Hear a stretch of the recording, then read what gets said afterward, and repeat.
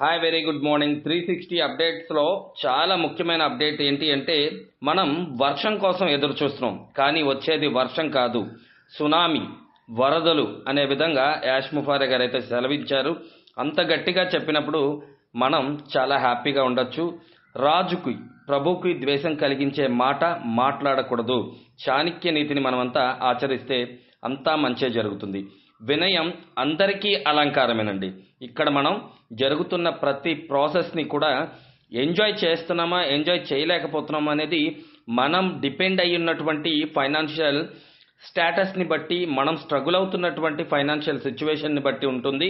But ఓవరాల్గా sir చెప్పిన దాని ప్రకారం అయితే మనం ఓ కాయిన్స్ వస్తే ఎంజాయ్ చేద్దాం అనుకుంటున్నాం.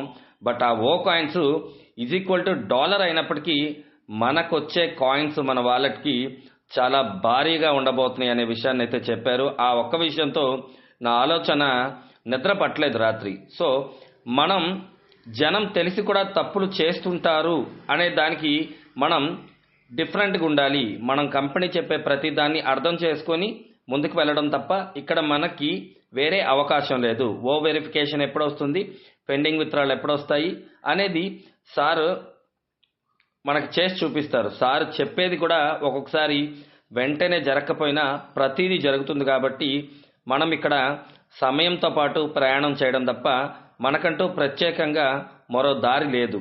సో నిన్న జరిగిన అప్డేట్స్లో మనకి ఎప్పుడైతే కంపెనీ స్టార్ట్ అవ్వబోతుందో అతి త్వరలో అన్నీ సిద్ధంగానే ఉన్నాయి.